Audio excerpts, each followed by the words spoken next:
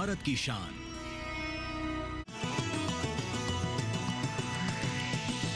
DD किसान, बदलते भारत की शान।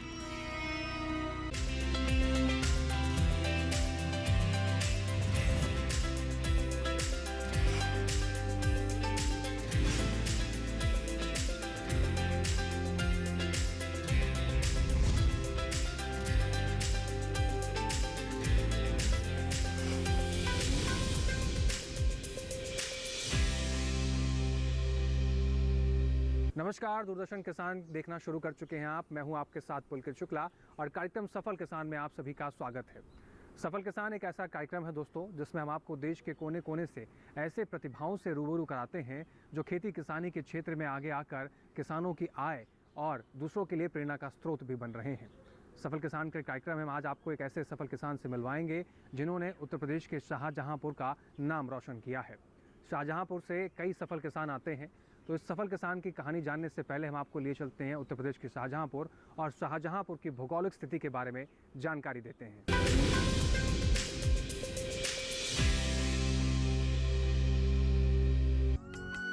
शाहजहांपुर की स्थापना 1813 में हुई थी। इससे पहले ये जिला बरेली का एक हिस्सा था जिसका भौगोलिक क्षेत्र 4575 वर्ग किलोमीटर है। शाहजहांपुर में 4 तहसील, 15 ब्लॉक, 922 ग्राम पंचायत, 1 संसद निर्वाचन क्षेत्र और 6 विधानसभा क्षेत्र हैं। वर्तमान में शाहजहांपुर उत्तर प्रदेश का एक कृषि आधारित जिला है। रामगंगा, गर्रा और गोमती इस जिले की मुख्य नदियां हैं। नदियों की धरती होने के चलते यहाँ की भूमि भी अधिक उपजाऊ है, जहाँ की प्रमुख फसलें गन्ना, गेहूं, चना, बाजरा और आलू है। अब चलते हैं ताजा रसीले गन्ने के खेत में। इस गन्ने को कटता देख किसी के भी मुंह में पानी आ जाए। इसका रस पीने में जितना स्वादिष्ट है उतना ही फायदेमंद भी। इसलिए गर्मियों में गन्ने के जूस से बढ़िया कोई ड्रिंक नहीं है। वैसे किसानों की जेब के लिए ये फसल एक फायदे का सौदा है, जिससे किसान बढ़िया मुनाफा कमा सकते हैं, क्योंकि किसान गन्ने की खेती के साथ कई और दूसरी फसल उगाकर बढ़िया मुनाफा कमा सकते हैं। ठीक वैसे ही जैसे हमारे सफल किसान कौशल कुमार मिश्रा 3 गुना अधिक मुनाफा कमा रहे हैं। कुछ समय पहले तक कौशल के पिता धान और गेहूं की परंपरागत खेती किया करते थे, लेकिन जब उसमें कुछ खास मुनाफा नहीं दिखा तो कौशल ने कुछ नया करने की ठानी। मैंने शिक्षा ग्रहण की, बीकॉम किया एसएस कॉलेज शाहजहांपुर से। मेरे पिताजी परंपरागत खेती गेहूं और धान की करते थे। मैंने देखा था कि लगातार उनकी लागत अधिक होने की वजह से वो परिवार का बहुत अच्छे से भरण पोषण नहीं कर पाते थे। पढ़ाई के बाद मैंने क्रपको फर्टिलाइज़र में 3 महीने कार्य किया। मेरे मन में ऐसे विचार आया कि मैं आज नौकरी कर रहा हूँ, मेरे पास एक पर्याप्त ज़मीन है पिताजी की, तो क्यों न मैं उस ज़मीन को अपने आप करूं और जो मेरे गांव में जो लोग रहते हैं, करीब 100 परिवार हैं, उन परिवार को भी रोज़गार दूं। मैंने अपनी गन्ने के साथ खेती की शुरुआत की। मैंने पिताजी से कहा कि धान और गेहूं में लागत के अलावा कुछ ज़्यादा नहीं बचता। मैंने गन्ने की शुरुआत की। परंपरागत यहाँ पर पहले लोग लाइन से लाइन की दूरी 3 फीट क्या करते थे। मैंने जब शुरुआत की तो मैंने लाइन से लाइन की दूरी 5 फीट, और उसके बीच में जब गैप बचता था तो एक दिन ऐसे मन में विचार आया कि क्यों न इसमें कोई सहफसली की जाए। तो मैंने सबसे पहले शुरुआत मसूर और मटर की थी। दोनों फसलों का बहुत अच्छा उत्पादन हुआ। बहुत अच्छी लागत कम होने की वजह से उसमें प्रॉफिट ज़्यादा हुआ, और गन्ना जो था वो मेरे लिए एक शुद्ध लाभ के रूप में बचा। लेकिन मैंने शुरुआत की थी उसमें गन्ने का उत्पादन बहुत ज़्यादा नहीं ले सकता था। 800 कुंटल हेक्टेयर का आया था। 2021-22 में जो मैंने गन्ने का उत्पादन लिया वो 2200 कुंटल हेक्टेयर का। तब से आज 3 गुनी गन्ने का उत्पादन हुआ। 100 फसली में उसके बाद मैंने गेंदा, शिमला मिर्च, अचार वाली मिर्च, पालक, धनिया, सौंफ, मेथी, टमाटर, मटर, मसूर, चना इत्यादि जितनी भी फसलें हो सकती थीं अक्टूबर की बुवाई में, मैंने उन सभी फसलों का प्रयोग करके एक अच्छी इनकम प्राप्त की। कौशल ने शाहजहांपुर के एसएस कॉलेज से बीकॉम की डिग्री हासिल करने के बाद नौकरी की, लेकिन मन नहीं लगा तो नौकरी छोड़ लग गए खेती किसानी में, जिसके जरिए अब वो गांव के करीब 100 परिवारों को रोजगार देने का काम कर रहे हैं और गन्ने की सह फसली कर अच्छा मुनाफा कमा रहे हैं। किसानों के लिए जरूरी है तो बस सही तकनीक अपनाना, जिससे वो एक सफल किसान बन सकते हैं। कृषि विशेषज्ञों की माने तो ठीक प्रकार से की गई फसल की देखभाल और अच्छी क्वालिटी का बीज लगाने पर बढ़िया उपज मिल सकती है।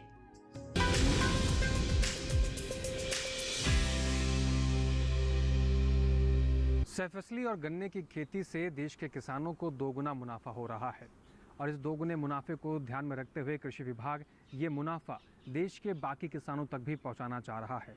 इसलिए कृषि विभाग अपने स्तर पर कई ऐसे कार्यक्रम चलाकर उन किसानों को उत्साहित भी कर रहा है और तमाम जानकारियां भी दे रहा है ताकि वो सहफसल उगाकर अपनी आय को बढ़ा सकें।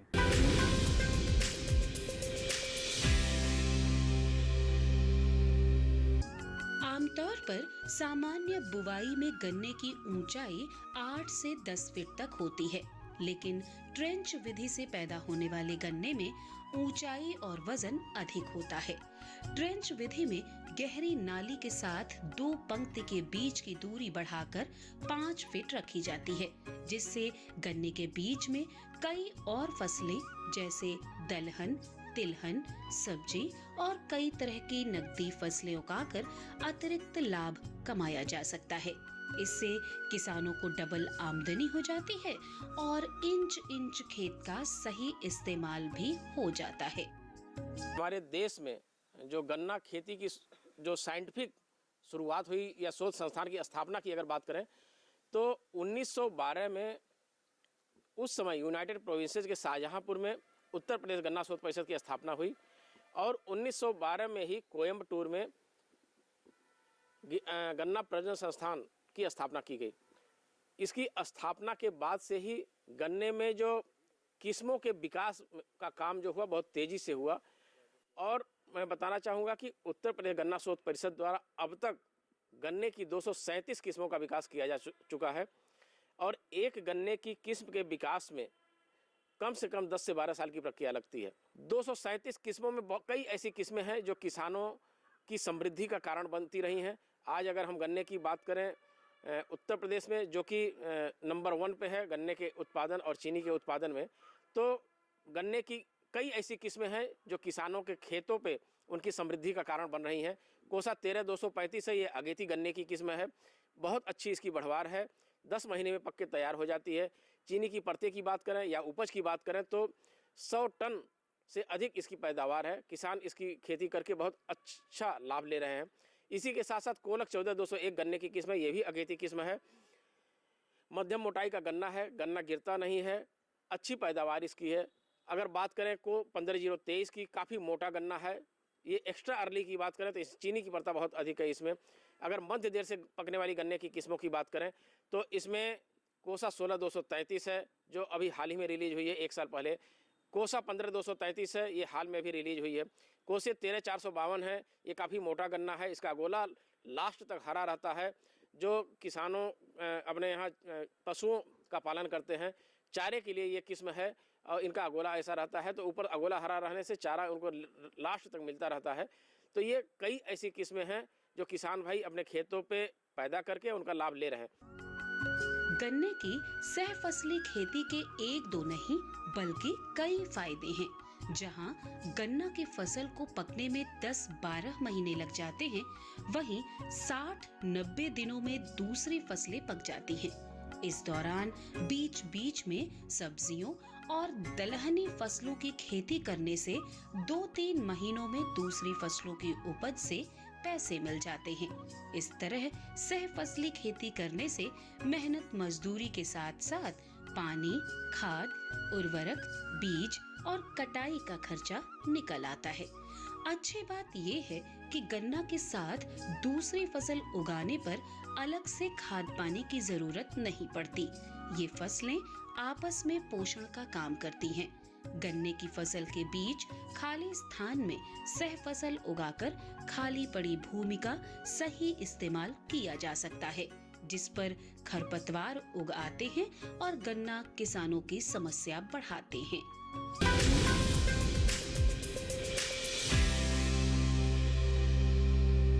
दोस्तों, वक्त हो चला है यहाँ एक छोटे से ब्रेक का। ब्रेक के उस पार हम आपको बताएंगे गन्ने की खेती से जुड़ी हुई और तमाम जानकारियाँ। आप बने रहें और देखते रहें सफल किसान।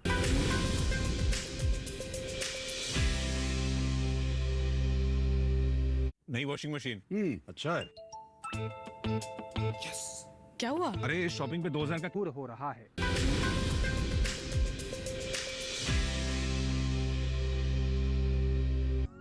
विश्व में चीनी उत्पादन के मामले में ब्राजील के बाद भारत दूसरे स्थान पर है। देश भर में कई प्रकार के गन्ने उगाए जाते हैं, जैसे लाल, सफेद, काला आदि। हमारे रोजमर्रा की आवश्यकता में उपयोग की जाने वाली गुड़, शक्कर, राब और मिश्री जैसी कई चीजों का निर्माण गन्ने से ही होता है। भारत को दुनिया का सबसे बड़ा गन्ना उत्पादक देश कहते हैं और यहाँ के लगभग सभी राज्यों में गन्ने की, लेकिन भारत में सबसे ज्यादा गन्ने का उत्पादन उत्तर प्रदेश में होता है, जो कि कुल उत्पादन का करीब 50% है। यहाँ के किसान हर साल गन्ने का सबसे अधिक उत्पादन करते हैं। यहाँ की मिट्टी और जलवायु गन्ने के लिए बेहतर मानी जाती है। उत्तर प्रदेश के अलावा गन्ना उत्पादक प्रमुख राज्यों में महाराष्ट्र, हरियाणा, कर्नाटक, आंध्र प्रदेश, पंजाब, तमिलनाडु, मध्य प्रदेश और बिहार शामिल हैं। गन्ने की खेती 1 एकड़ खेत में करते हैं तो आपको लगभग 500 से 700 प्रति एकड़ क्विंटल की पैदावार प्राप्त हो सकती है तथा अच्छी देखरेख कर आप लगभग 900 क्विंटल प्रति एकड़ तक का उत्पादन प्राप्त कर सकते हैं। मेरे साथ आसपास के काफ़ी किसानों ने खेती करना शुरू की। उन्होंने भी अपनी लाइन से लाइन की दूरी, बीज के बदलाव, ये तमाम प्रयोग किए, जिससे हमारे क्षेत्र के किसानों में खुशहाली, किसानों में लगातार नए नए प्रयोग। आज हर किसान अगर गन्ने के साथ सह फसली करता है तो मैं कह सकता हूं दावे के साथ कि मेरी आय 2 गुनी से भी अधिक आसानी से हो जाएगी और मुझे साल में 2 बार पैसा मिलेगा। अगर हम लोग अगस्त में बुवाई करते हैं तो अगस्त की बुवाई में हम लोग 2 फसल अलग से ले सकते हैं, जैसे आलू ले सकते हैं, आलू के बाद हम लोग उड़द ले सकते हैं, मूंग ले सकते हैं। तमाम ऐसी पद्धतियां हैं। किसानों को अपनी आय बढ़ाने के लिए वैज्ञानिक तकनीकी का प्रयोग करना चाहिए, जिससे हमारी लागत कम हो। जब लागत कम होगी हमारा उत्पादन बढ़ेगा, हमारी आय बढ़ेगी।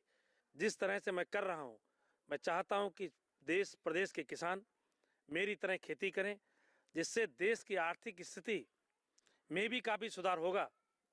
अभी विगत वर्ष आपने देखा होगा कि कोरोना जैसी एक महामारी पूरे देश में आई, विश्व में आई, लेकिन हमारा देश कृषि प्रधान देश है।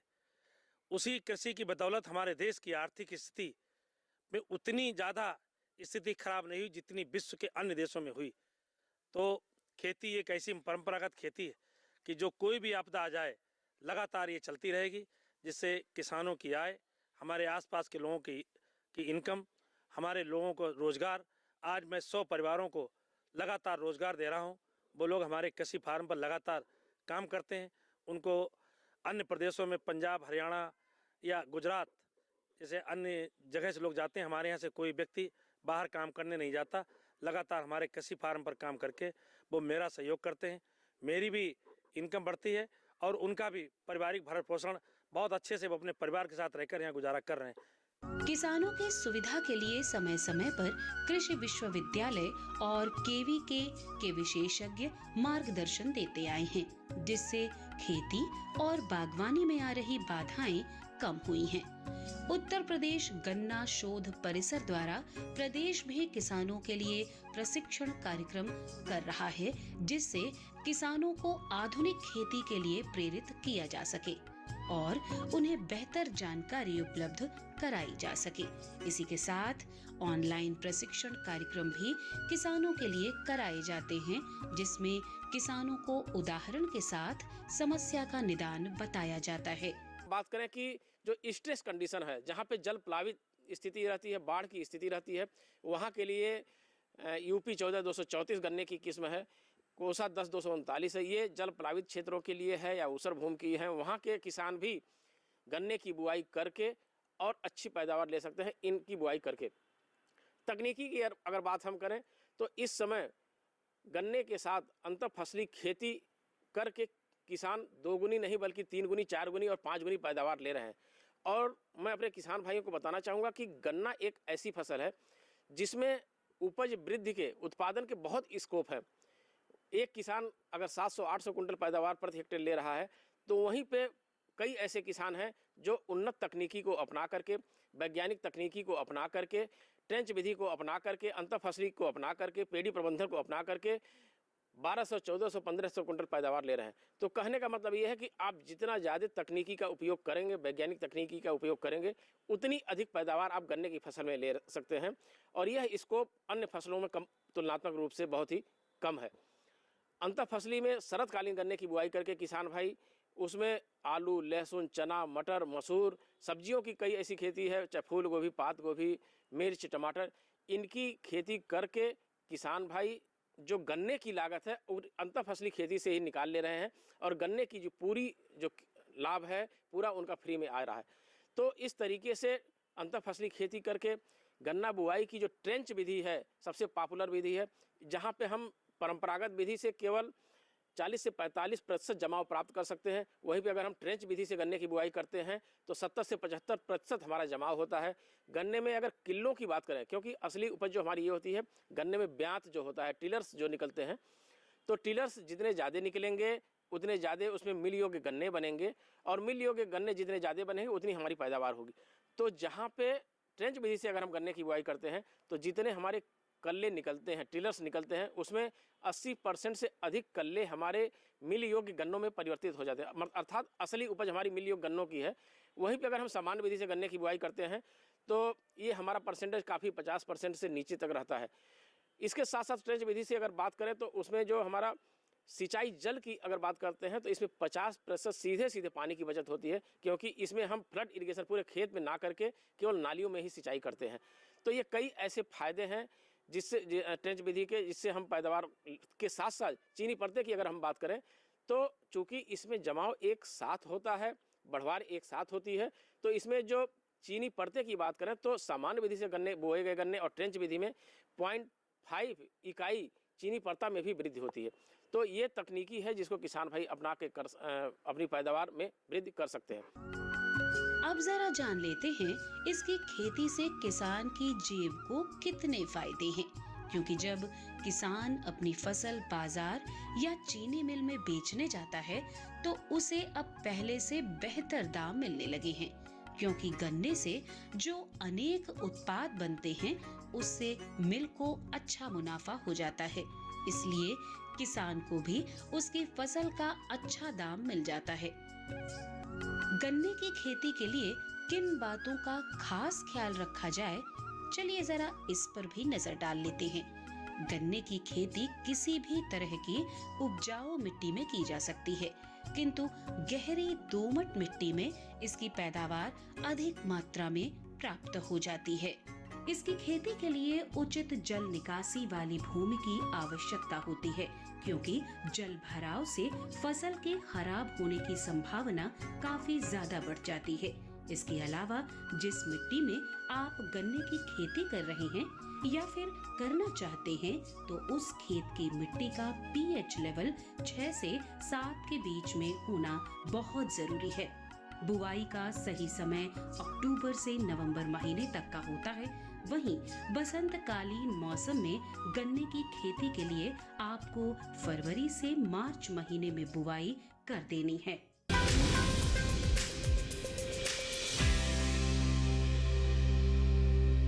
चलिए आगे बढ़ते हैं और अब जानते हैं कि गन्ने की खेती करते वक्त किन बातों का विशेष रूप से ध्यान रखना चाहिए, जिस वजह से आपको गन्ने की अच्छी फसल मिल सके और एक सफल किसान बनने में ये बातें आपको बहुत महत्वपूर्ण भूमिका निभाती हैं।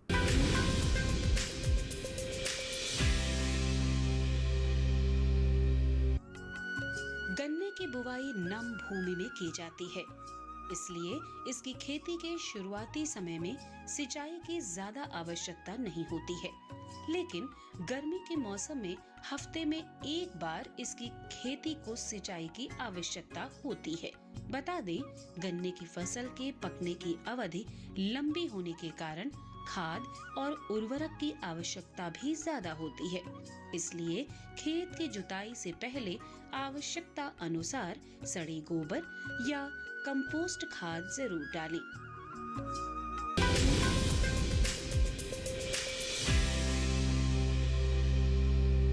दोस्तों, वक्त हो चला है यहाँ एक छोटे से ब्रेक का। ब्रेक के उस पार हम आपको बताएंगे कि गन्ने के रस के सेवन करने से कौन कौन से फायदे होते हैं। तब तक आप बने रहें और देखते रहें सफल किसान।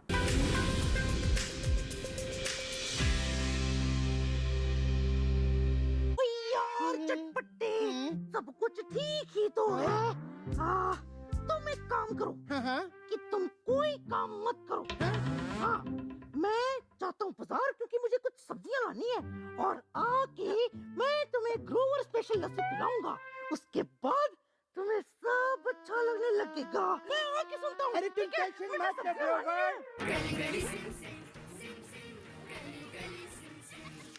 सिर्फ डीडी नेशनल पर, देश का पहला चैनल, देश का अपना चैनल।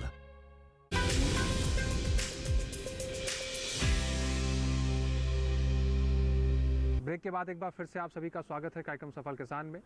सफल किसान के इस दास्तान को आगे बढ़ाते हैं और आपको अब बताते हैं कि गन्ने की खेती से क्या कुछ फायदे होते हैं और गन्ने के सेवन करने से क्या शारीरिक लाभ होते हैं और क्या व्यावसायिक लाभ होते हैं। आइए इसके बारे में जानते हैं।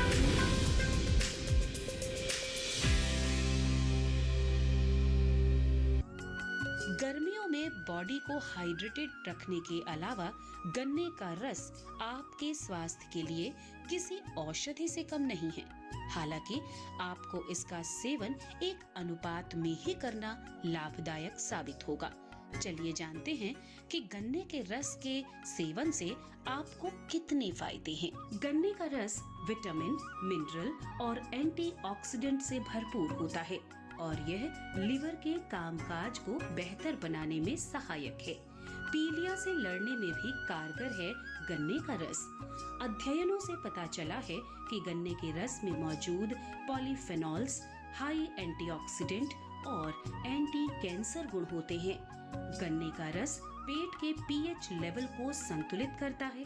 यह पेट के संक्रमण को रोकने में भी मदद करता है। सीमित मात्रा में इसका सेवन डायबिटीज के रोगियों के लिए फायदेमंद है और ये ब्लड शुगर लेवल को बढ़ने से रोकता है। गन्ने के रस में कोलेस्ट्रॉल नहीं होता है।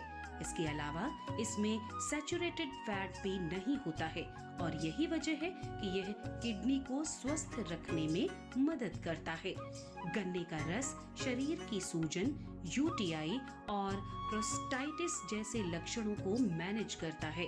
इसमें कैल्शियम की मात्रा होने की वजह से ये हड्डियों को विकास और मजबूती के लिए जरूरी है। चीनी उद्योग में लगभग 38 साल से कार्य कर रहा हूँ।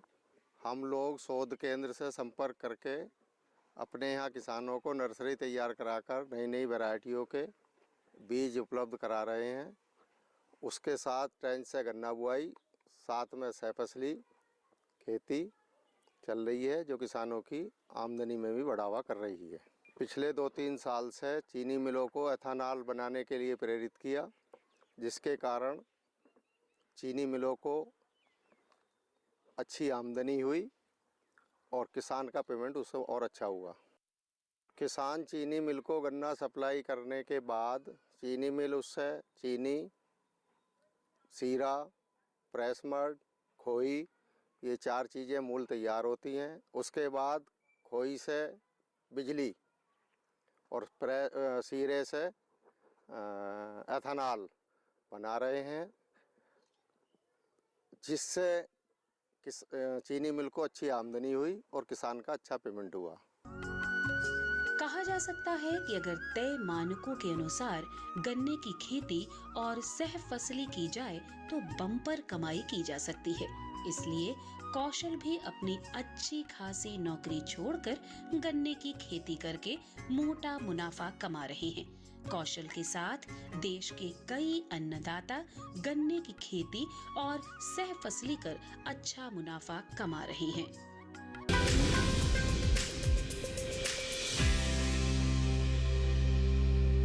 तो दोस्तों, ये था आज का हमारा कार्यक्रम सफल किसान। इस कार्यक्रम में उपलब्ध कराई गई तमाम जानकारियों का आप उचित लाभ तभी ले पाएंगे जब आप गन्ने की खेती से जुड़कर सफल किसान बनने की चेष्टा रख पाएंगे। अगर आप भी सफल किसान बनना चाहते हैं तो इन जानकारियों का उचित इस्तेमाल कीजिए और गन्ने के साथ साथ सह फसल उगाकर अपनी आय को बढ़ा सकते हैं। कृषि विभाग के अधिकारी भी आपका पूर्ण सहयोग करेंगे, तमाम तरह की जानकारियाँ आप तक उपलब्ध कराते हैं। हमारे इस कार्यक्रम से जुड़े जो भी आपके सवाल या जो भी आप सुझाव हम तक पहुंचाना चाहते हैं, आप हमें पत्र लिखकर और ईमेल के ज़रिए ये कर सकते हैं। पत्र लिखने के लिए आप हमारा पता नोट कर सकते हैं। हमारा पता है सफल किसान, कमरा नंबर 77, CPC दूरदर्शन, खेलगांव, नई दिल्ली 110049। हमारी ईमेल आईडी है safalkisan.dd@gmail.com। आपके सुझाव और आपके सलाहों का हमें इंतज़ार रहेगा। फिर से होंगे हाजिर एक सफल किसान की कहानी को लेकर। तब तक आप बने रहें और देखते रहें दूरदर्शन किसान। नमस्कार।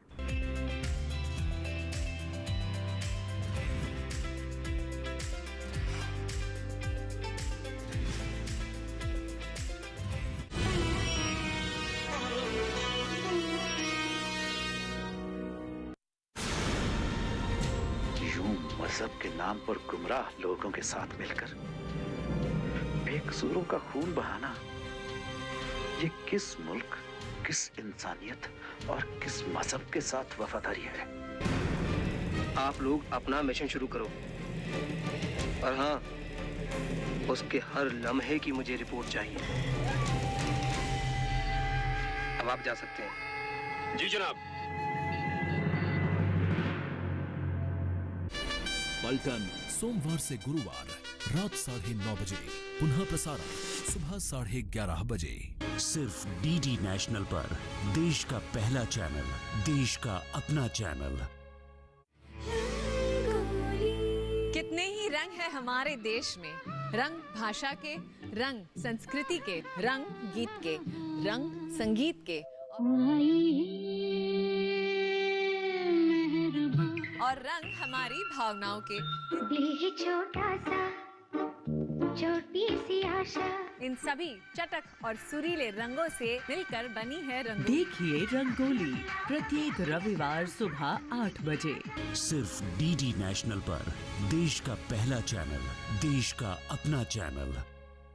लौट आइए साईं बाबा, लौट आइए, वापस आ जाइए साईं बाबा, वापस आ जाइए। साईं बेटा, अपनी माँ को तंग मत कर बेटा, लौटा। ये अपनों से की गई लड़ाई में सदा उसी की हार होती है। अब मुझे अपनों से मुकाबला करना है मालसापति।